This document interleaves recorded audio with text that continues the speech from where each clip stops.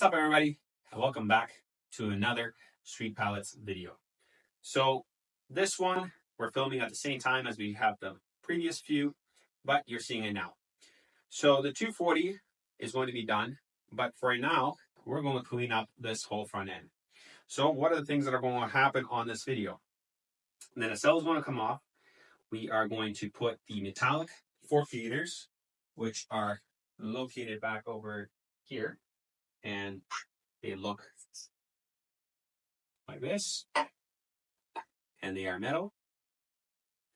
For that, we're going to have to pull down the fork, and we're going to install them. So for those of you that have fork wraps, you will probably end up destroying them, as to get them out of the tight triple clamps, you will most likely end up shaving them. So that is the one downside of doing your fork wraps before putting on fork gaiters, but we make do. Next, we're going to get rid of these reflectors, which again, do at your own risk, because that may be illegal in your country, state, province, city, etc. And we're going to install the spoked front wheel to match to the 240 rear wheel.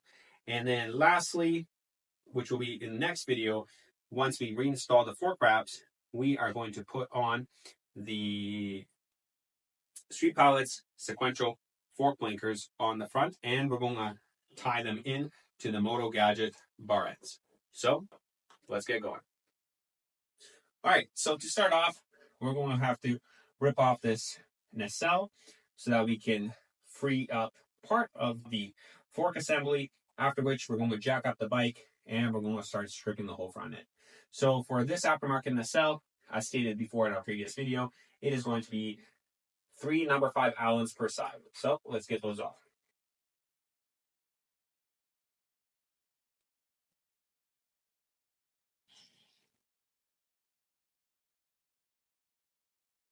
Now with the nacelle off, what you see here is you see the front setup. So what's going to happen next is that we need to pull the wheel. So to pull the wheel, we're going to have to strip the axle, take off the front brakes because we're going to be replacing them onto the new wheel. But you have to pull the caliper to let the wheel off, but we're also going to take the rotor and put it onto the new wheel. In addition, we're going to have to loosen up all your tree clamps up here and up at the top. And before we proceed with anything else, the camera will come in close and be handheld for a minute. We're going to mark off the forks so that we can bring them into the same exact position that they were in prior. So I will now demonstrate that next. So if you pay attention to the protrusion of the fork, this is where it scares most people, is that the fork, they want to make sure that it lines up the same way as it was before. So what you can do is that you can take a Sharpie and you can mark it off, and you can make sure that when you put it back in, it will meet up your marking, and your protrusion through the upper tree clamp is the same. So if you take a Sharpie, mark both of them off, you can ensure that everything comes back through as it was. So I'm going to go do that next. So let's mark this off. So now with that marked off, what that tells me is when I put everything back in, I have my guidance point of not to go past this, and I don't have to really measure it out, as I will be really close. If you want to measure it out, get a vernier or a digital caliper, measure the depth of protrusion, and make sure that you come out on the equal side. So you have different methods of doing it right, but in my case, a quick mark makes it really simple to do with the tools that people may have in their garage rather than specific mechanic tools that I have at work. So what is next? Next, we have to jack up the bike. So let's do that next.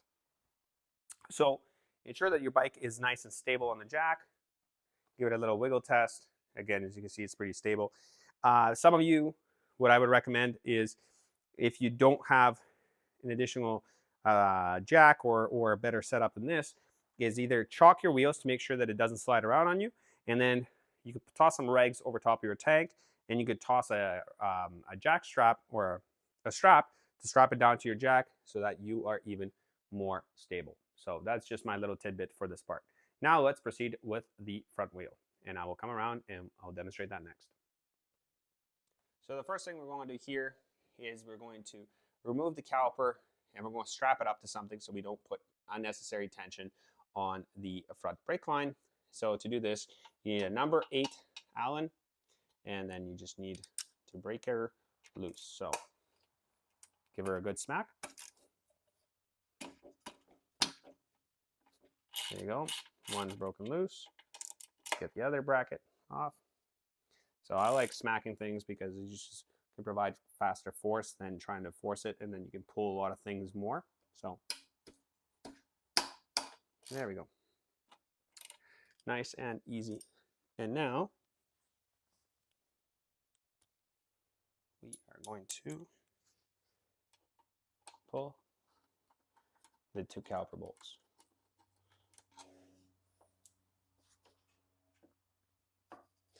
Now part here is trying to wiggle this out nice and careful so that you don't damage your rims. Oh, your brakes are tight. There we are. And now, as I said, see, when you let this hang, I mean, it's not detrimental because it's a pretty lightweight caliper, but when you work on automotive calipers, they're much heavier, and you don't really want this unnecessary stress. So what you can do is you can run a tie wrap or a rope, whatever you want, and find a nice place to strap this up. Again, try preventing kinking of the brake line, and try preventing this from scratching on something else. So let's see if there is a good spot over my. To everybody, after this, don't fiddle fuck with your front lever or your front brake lever. Otherwise, you're just going to compress the caliper together, the 2 pads together, then you're going to have to loosen them back up. So if you want it to realign as it was, easiest thing to do is just to leave it alone. So with that out of the way, next thing is we're going to pull the front wheel. And this is why I didn't want to put it up here, because if I turn the wheel, I'm going to grab a rag. Do you have a rag or something I can toss over top? Perfect. Because I do not want to smack that beautiful, cleaned up Indian Scout tank.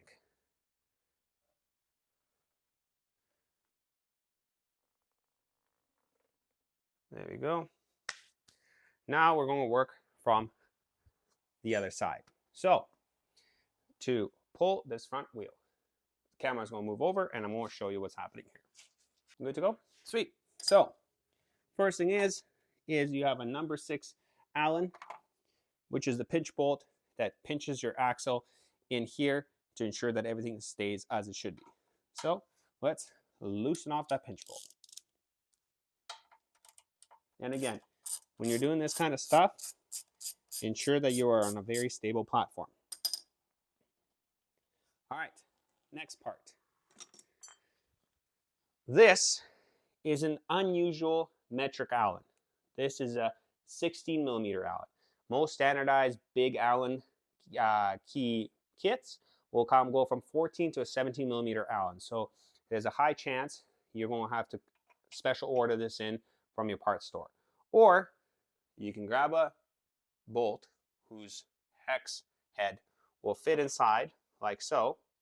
Then you can put 2 nuts onto that bolt to lock them together and use this as your makeshift Allen axle removing tool. And because I've done this so many times, I have welded on the 2 nuts to prevent them from spinning. So what we're going to do is we're going to remove the axle next. Now at this point, when the axle comes out, your wheel is going to kind of drop and bind. So a good practice is to support the wheel once you've broken the torque and then let it all slide out nicely. So I'm going to turn, you're probably going to see my back, but we're going to get this axle out next.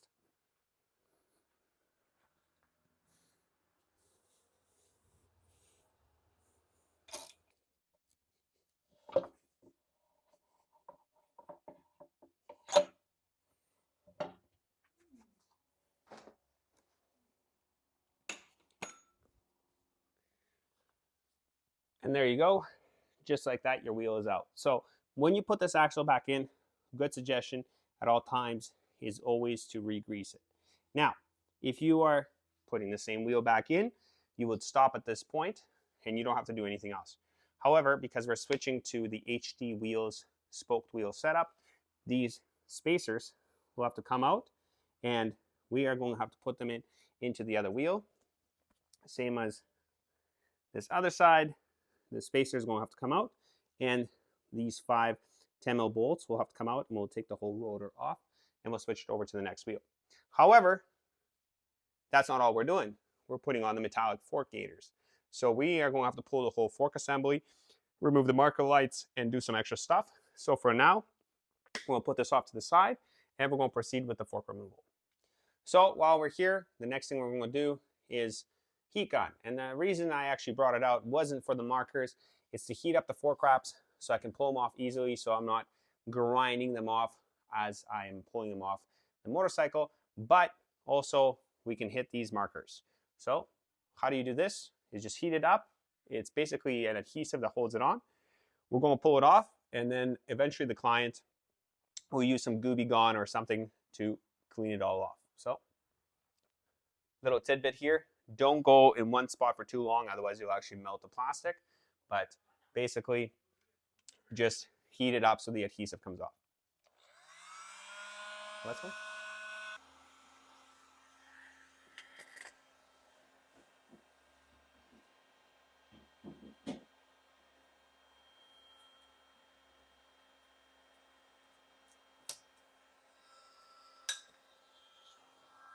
Okay, we're going to stop here for a minute.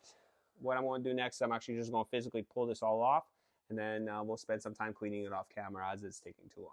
To remove the fender, you have 2 number 6 Allen bolts on this side and the same on the other side. So let's get those out next.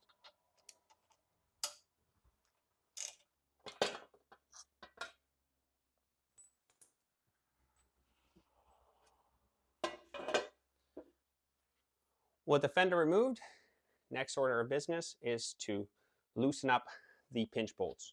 And the pinch bolts are, again, 2 per side, number 6 Allens, 2 on this side, 2 on this side on the lower tree clamp, and then you have 1 on the upper tree clamp. So let's get those nice and loose next. For this thing here, it's up to you. Sometimes I've been able to wiggle out the fork by just loosening these. Sometimes I pull them out completely, and then I use like a screwdriver or something to wedge in the opening behind them so that I can open up the tree clamp more to make it easier to get the fork out. So let's do that next. And to those. And the reason I'm taking them out entirely on this is because the vinyl wraps, they are going to make it more difficult to get this fork out. So I will be cleaning it before I put it back in, but that'll be done off camera. So what do I mean you need to do? Because this is coming out through this one, the top is not a big deal, but this vinyl here is widening out the circumference of the fork. So what we're going to do is we're going to put a screwdriver, and on the opening at the back, I'm going to fit it in just to open it up more, like so.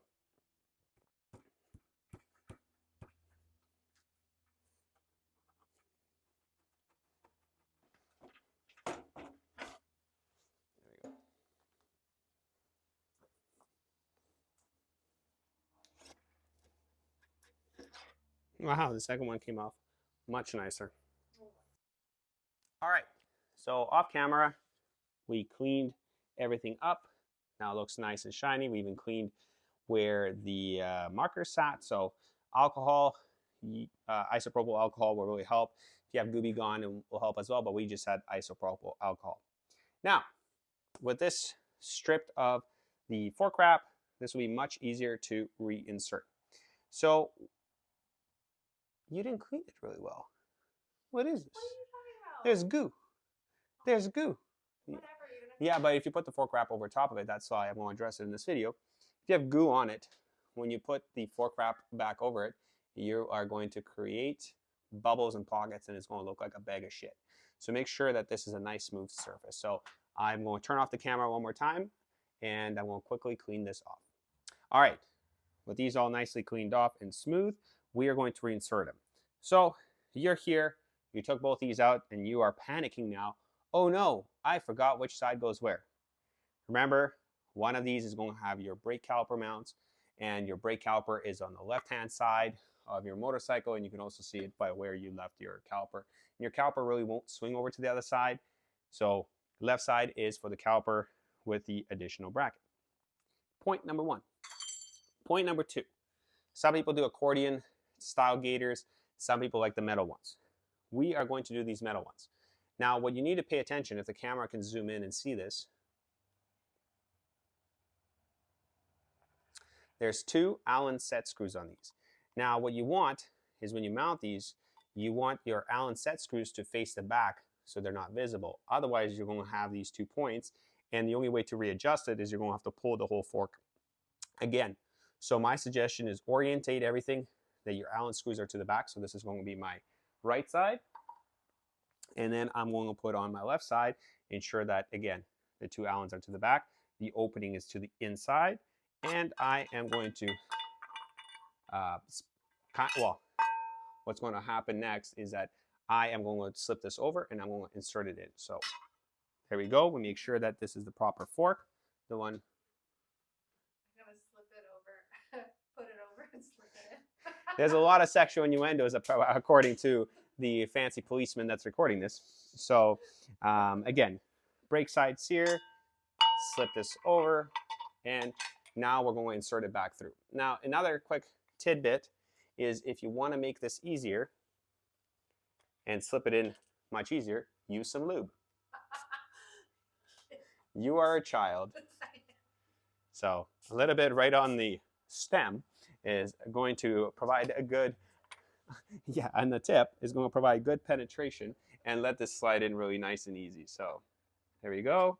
And look at that go right in.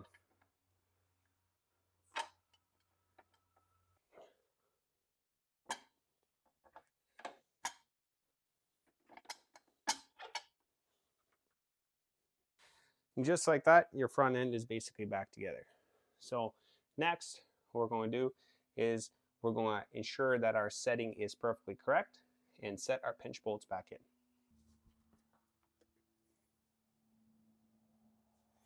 Perfect, spot on. Now when you're doing this, you want your pinch bolts nice and tight, but don't go crazy and put an impact on it and end up crushing your forks.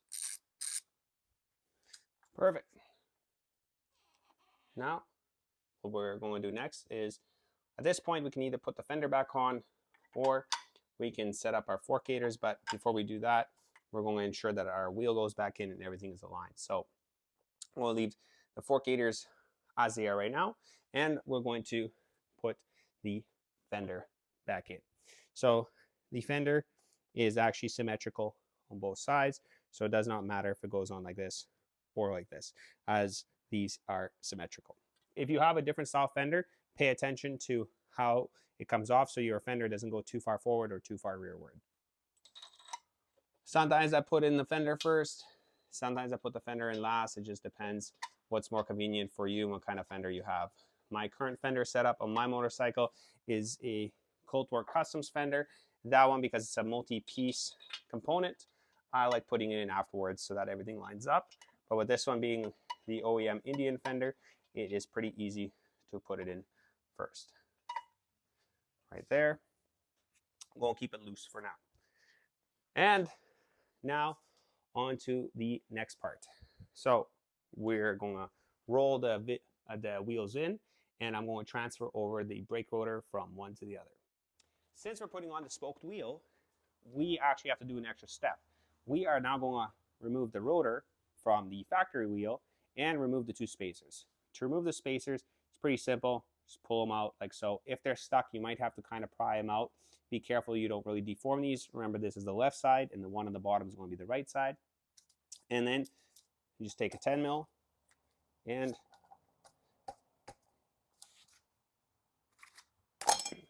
you break these loose.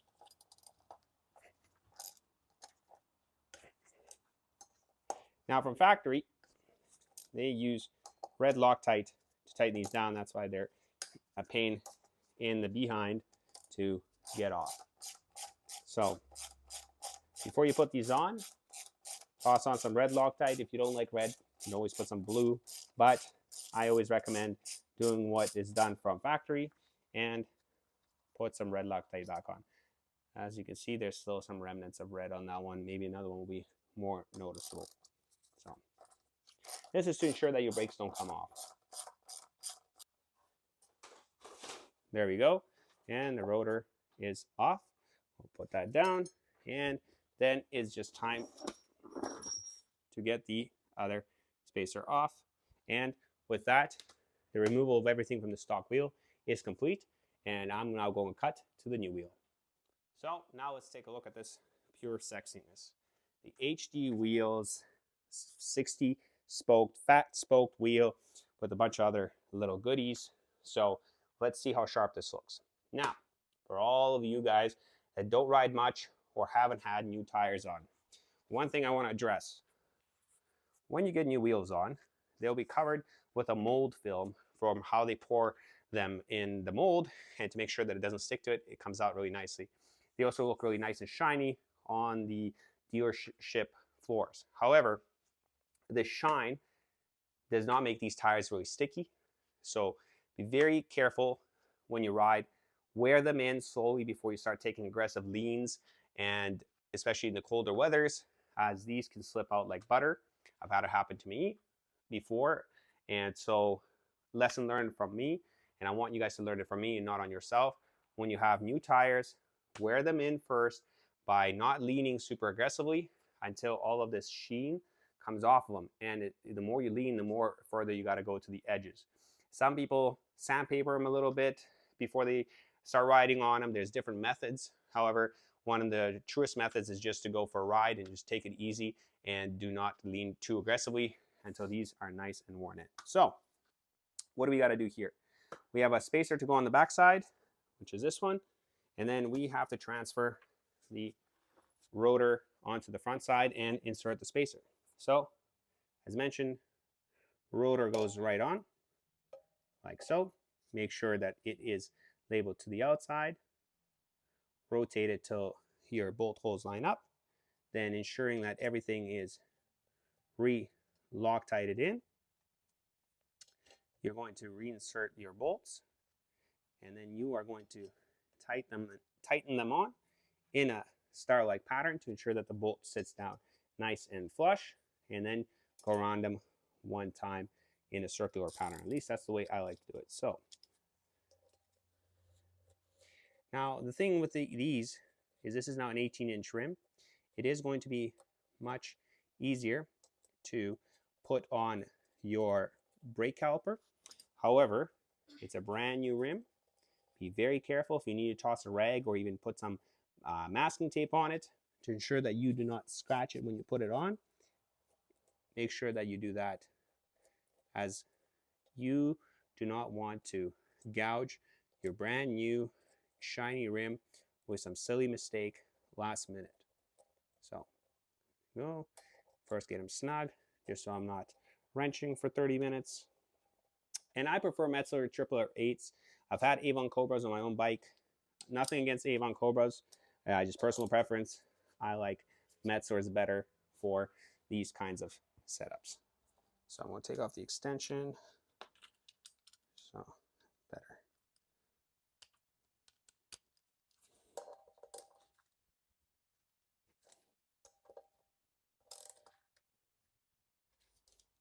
Perfect. And now let's get the two spacers in. So one on this side and one on the other side. Now again, good practice is to ensure that you grease your axle before putting it back in, which is the next step. We're going to line up the wheel, and then we're going to reinsert the axle. So the camera's going to move, and you're going to see it at a better angle.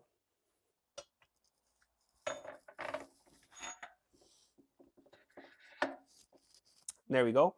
The axle is thrown in. Now we need to tighten her back up. Now, because it's up on the jack and I don't want to really stress it out too much, I will probably give it another extra tighten before I screw up the pinch pull. once this is back on the ground. But for now,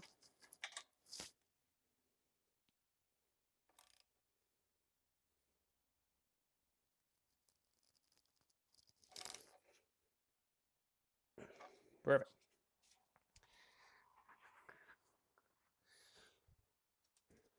Wheel is back on.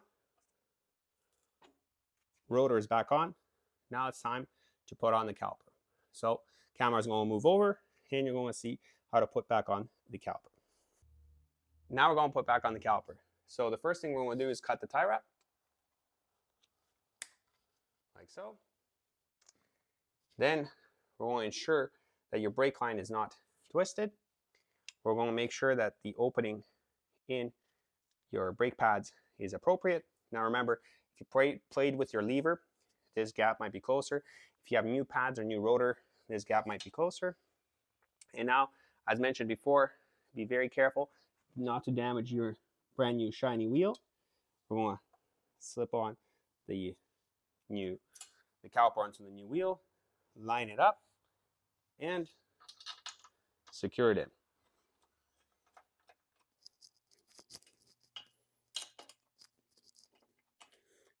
Perfect. Now that everything is nice and tight and aligned, we can now tighten up the fender and secure the fork gaiters. If I'm not mistaken, the little Allen bolt that's on the back of these is either a 2.5 or a 2 mil. So let me get that and I'll tighten those right on. So as mentioned, it is going to be a 2.5 mil. So what we're going to do is we're going to line it up that the opening is to, this opening is to the inside of the fork. And then we're going to tighten on the Allen that's in the middle and the Allen that's at the back to basically pinch this to the fork. Again, do not go too crazy as you do have potential of damaging the fork, even though I highly doubt that you can penetrate that fork metal. Anything is possible if you really put some dumb force into it.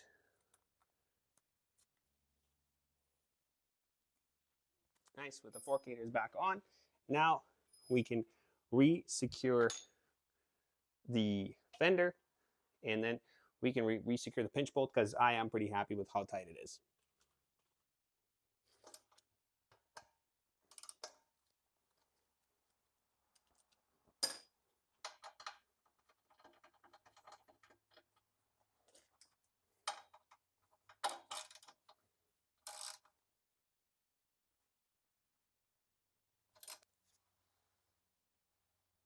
Axle feels good.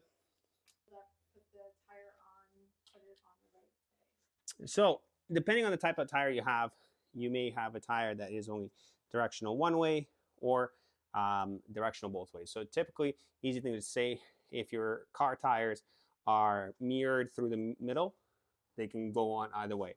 However, if your tire is directional, there will be a arrow of rotation, which this way, such as that, or it'll be also on the sidewall. So let's see if it's on this side or is it on the other side. Flip it over here. That's our ultra and rotation. See if you can see this. You want to bring the camera with you. So rotation is always forward. So there you go. Where is it? Oh, yes. Okay. Perfect. Good question. Good question from the audience. So at this point, this completes the front gaiter, front wheel install. The only thing that's left to clean up is we have to isopropyl wipe this again from all the oil residue. And then we are going to re-vinyl wrap it. And we're going to install the Street Pilot sequential fork blinkers in conjunction with the Moto Gadget bar end blinkers in the next video.